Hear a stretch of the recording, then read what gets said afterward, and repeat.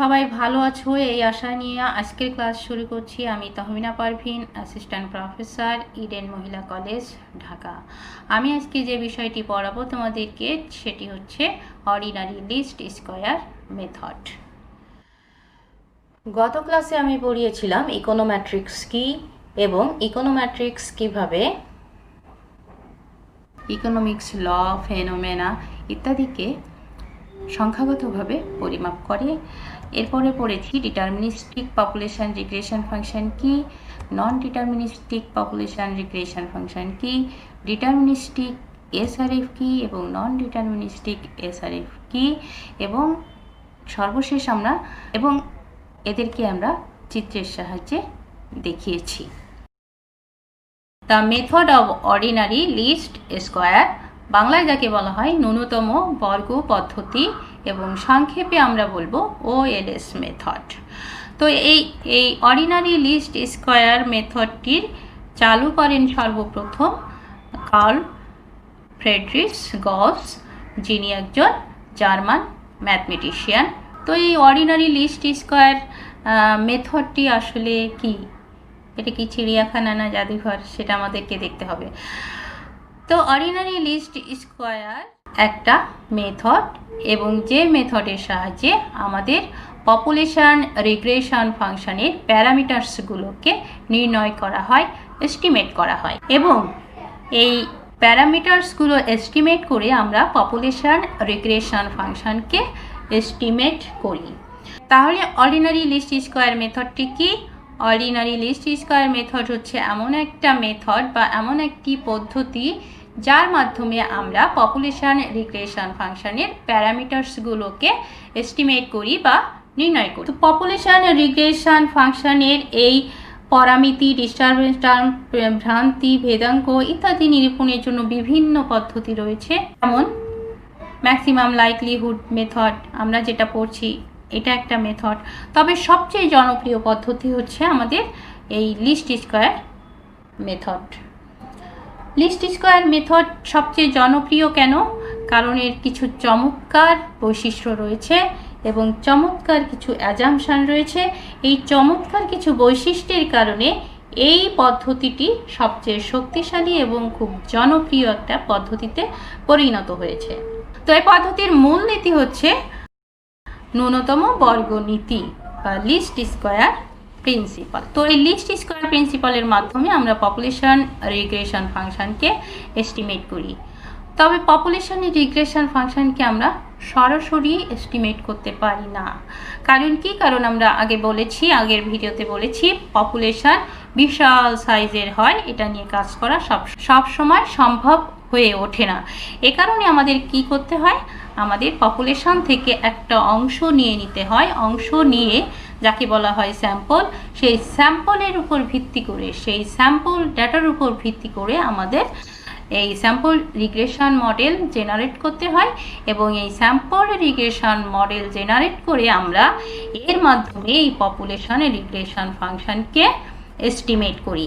এখন ন্যূনতম বর্গ পদ্ধতিতে স্যাম্পল রিগ্রেশন ফাংশনের মাধ্যমে পপুলেশন রিগ্রেশন ফাংশনকে এস্টিমেট করার মূল ভিত্তি হচ্ছে list square principal.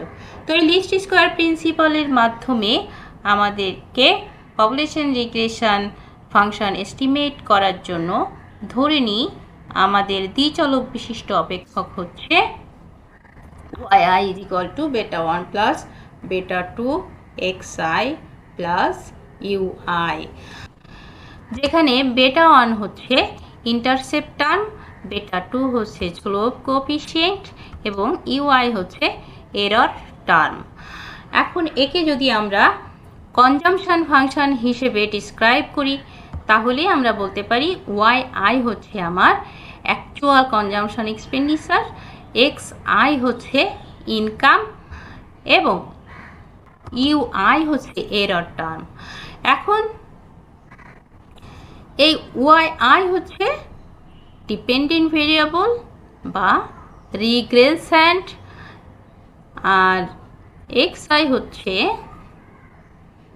Independent variable বা রিগ্রেসর। অপেক্ষকটিকে যদি কেইনশিয়ান কনজাম্পশন ফাংশন মনে করি, তাহলে আমাদের ওয়াই আই হচ্ছে কনজাম্পশন এক্সপেন্ডিচার এবং এক্স আই হচ্ছে ইনকাম। বেটা ওয়ান বা ইন্টারসেপ্ট টার্ম বা অটোনোমাস কনজাম্পশন কি? অটোনোমাস কনজাম্পশন হচ্ছে কোনো ব্যক্তির ইনকাম যদি শূন্য হয় তাহলে কি সে ভোগ করবে না? অবশ্যই ভোগ করবে। সেই ভোগকৃত অংশটু হচ্ছে আমার এই বেটা ওয়ান। অর্থাৎ ইনকাম যদি শূন্য হয় তাহলে কোনো ব্যক্তি যে পরিমাণ ভোগ করে সেইটুকু হচ্ছে এই ইন্টারসেপ্ট টার্ম দিয়ে দেখানো হয়েছে এবং সেটাই হচ্ছে অটোনোমাস কনজাম্পশন। এখন এই পপুলেশন রিগ্রেশন ফাংশনকে আমরা সরাসরি এস্টিমেট করতে পারি না, কারণ পপুলেশন রিগ্রেশন ফাংশন এই পপুলেশন ডেটার উপর ভিত্তি করে জেনারেট করা হয়। এখন পপুলেশন ডেটা নিয়ে কাজ করা অনেক সময় সাপেক্ষ, ব্যয় সাপেক্ষ, কষ্ট সাপেক্ষ। এ কারণে আমাদের কি করতে হয়, আমাদের পপুলেশন থেকে একটা অংশ নিয়ে, যেমন এই লাল বৃত্তের মধ্যে এই অংশটুকু নিয়ে আমাদের কাজ করতে হয় এবং এই অংশটুকুকে বলা হয় স্যাম্পল। তো এই স্যাম্পলের উপর ভিত্তি করে আমাদের যে রিগ্রেশন ফাংশন পাই তাকে বলা হয় স্যাম্পল রিগ্রেশন ফাংশন এবং এই স্যাম্পল রিগ্রেশন ফাংশনকে আমরা দেখাই Y I is equal to beta one cap plus beta two cap X I plus U I cap দিয়ে, যেখানে এই আন্ডারলাইনকৃত এই অংশটুকু হচ্ছে আমার এই অংশটুকুর এস্টিমেটেড ভ্যালু। এই অংশটুকু কোনটুকু? এই অংশটুকু হচ্ছে আমার ডিটারমিনিস্টিক পিআরএফ। তাহলে এই ডিটারমিনিস্টিক পিআরএফ এর এস্টিমেটেড ভ্যালু হচ্ছে এই অংশটুকু, যাকে আমরা ওয়াই ক্যাপ দিয়ে চিহ্নিত করেছি। তাহলে এই ওয়াই আই সমান কি? ওয়াই আই সমান estimated Y I cap plus, তাহলে এই ওয়াই আই কি? ওয়াই আই হচ্ছে estimated Y plus U I cap বা Y I cap plus U I cap. এখন পিআরএফকে যদি আমরা চিত্রের সাহায্যে দেখাই তাহলে দেখো যে আমাদের যখন ইনকাম লেভেল এক্স ওয়ান তখন আমার কনজাম্পশন এক্সপেন্ডিচার হচ্ছে ওয়াই ওয়ান, যখন ইনকাম লেভেল এক্স টু তখন কনজাম্পশন এক্সপেন্ডিচার হচ্ছে ওয়াই টু, এবং এই এক্স ওয়ান এবং এক্স টু এর সাথে সম্পর্কিত আমাদের পিআরএফ হচ্ছে এই লাইনটি। এই লাইনটির উপর প্রত্যেকটি বিন্দু কি দেখায়? এই লাইনের প্রত্যেকটি বিন্দু এক্সপেক্টেড ওয়াইকে দেখায় বা এক্সপেক্টেড কনজাম্পশনকে দেখায়, যেটা হচ্ছে আমাদের ডিটারমিনিস্টিক পিআরএফ। ইনকাম যখন এক্স ওয়ান তখন এইখান থেকে এই পর্যন্ত এই অংশটুকু হচ্ছে আমার এক্সপেক্টেড ওয়াই বা এক্সপেক্টেড কনজাম্পশন এক্সপেন্ডিচার। আবার যখন ইনকাম লেভেল এক্স টু তখন এক্সপেক্টেড ওয়াই হচ্ছে এই নীল দাগের এই দাগ পর্যন্ত, এবং যখন এই ইনকাম লেভেল এক্স ওয়ান তখন এই ডিস্টারবেন্স টার্ম হচ্ছে এই ডট ডট এই অংশটুকু, যাকে এই ইউআই দ্বারা চিহ্নিত করা হয়েছে। আমাদের এক্স ওয়ানের সাথে সম্পর্কিত এই অংশটুকু হচ্ছে ইউ ওয়ান এবং এক্স টু এর সাথে সম্পর্কিত এই অংশটুকু হচ্ছে আমার এই ইউ টু। অর্থাৎ যখন আমি এক্সপেক্টেড ওয়াই এর সাথে এই এরর টার্ম যোগ করেছি তখন আমি এই অ্যাকচুয়াল কনজাম্পশন এক্সপেন্ডিচার পাচ্ছি, যেটা এখান থেকে এই পর্যন্ত। এখন আমাদের এই স্যাম্পল রিগ্রেশন ফাংশন বা এই Y I is equal to beta one cap plus beta two cap X I plus U I cap, এটা নির্ণয় করতে হবে। তো কিভাবে নির্ণয় করব? এটা নির্ণয় করার জন্য আমরা কি করলাম, আমরা স্যাম্পল ডাটা নিলাম, স্যাম্পল ডাটার উপর ভিত্তি করে আমরা এই মডেলটি দাঁড় করালাম এবং এই মডেলটি হচ্ছে আমার এই বেটা ওয়ান ক্যাপ হচ্ছে বেটা এস্টিমেটার অফ বেটা ওয়ান, অর্থাৎ বেটা ওয়ানের এস্টিমেটার, এই বেটা টু হচ্ছে বেটা টু ক্যাপ হচ্ছে বেটা টু এর এস্টিমেটার এবং ইউআই ক্যাপ হচ্ছে ইউ আই এর এস্টিমেটর বা ডিস্টারবেন্স টার্মের এস্টিমেটর। একে আমরা সমীকরণ 1 দিয়ে চিহ্নিত করলাম। এই সমীকরণ 1-এর দুইটা অংশ রয়েছে, একটা হচ্ছে এস্টিমেটেড ওয়াই আর একটি হচ্ছে এস্টিমেটেড ইউ, অর্থাৎ এস্টিমেটেড কনজাম্পশন এক্সপেন্ডিচার এবং এস্টিমেটেড ডিস্টারবেন্স টার্ম। তাহলে আমরা একে এভাবে লিখতে পারি, এই সাদা অংশটুকু অর্থাৎ হচ্ছে আমার এস্টিমেটেড ওয়াই এবং এই অংশটুকু হচ্ছে এটা।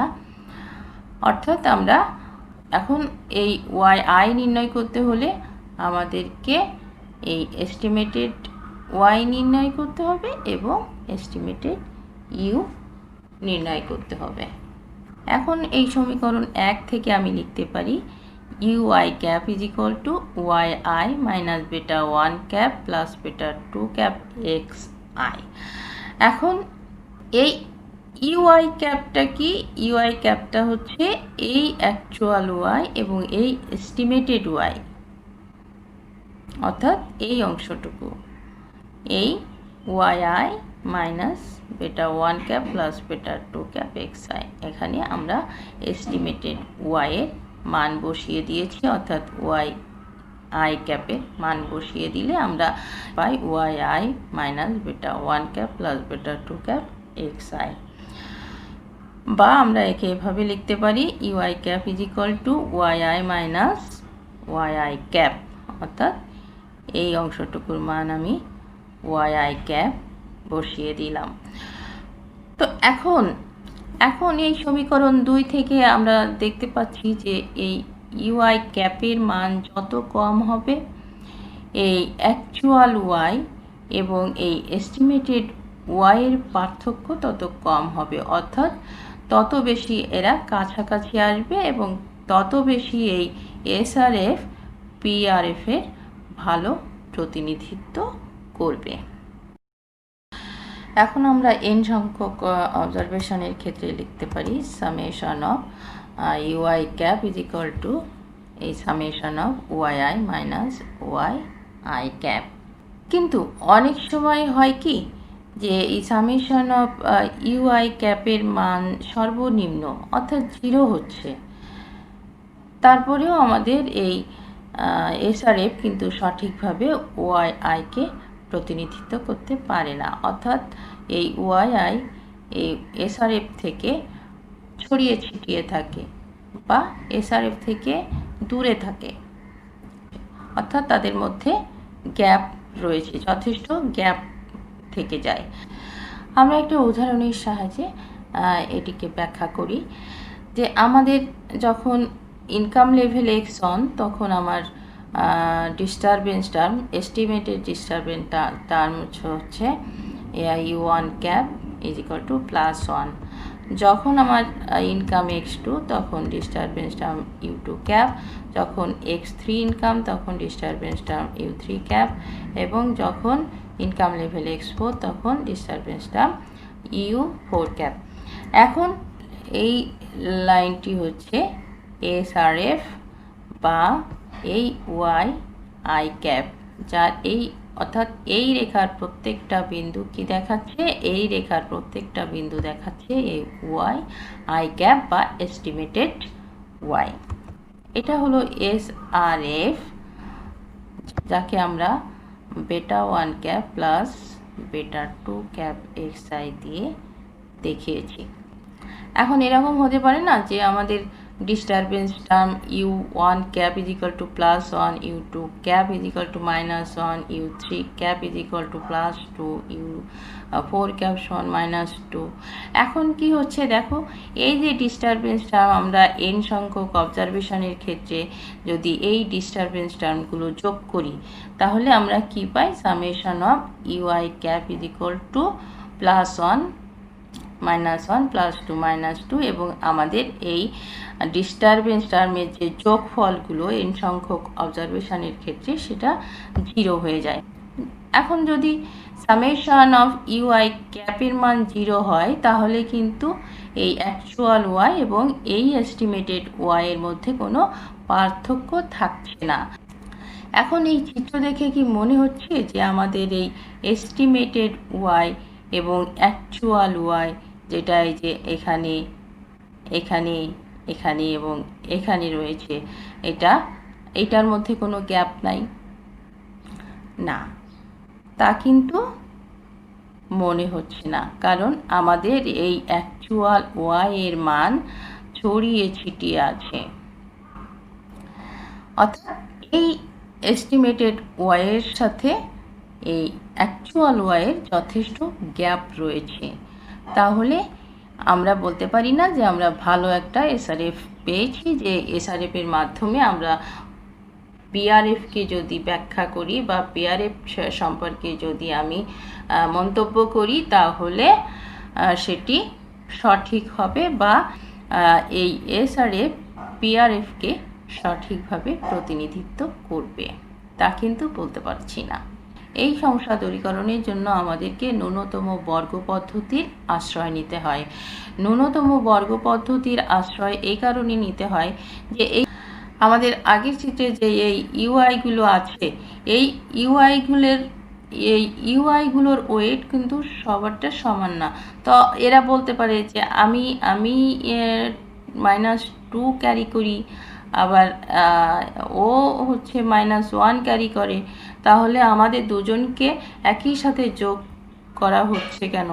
তো একই সাথে যোগ করা হলে আমাদেরকে সমান গুরুত্ব দেওয়া হচ্ছে না। এখন এদেরকে যার মান যেমন তাকে সেভাবে গুরুত্ব দেওয়ার জন্য আমাদের কি করতে হবে? আমাদেরকে এই রেসিডুয়াল টার্মগুলো বর্গ করতে হবে। এখন বর্গ করে তাদেরকে যোগ করতে হবে। অর্থাৎ আমাকে এই ইউআই ক্যাপকে বর্গ করতে হবে এবং তাকে সামেশন করতে হবে।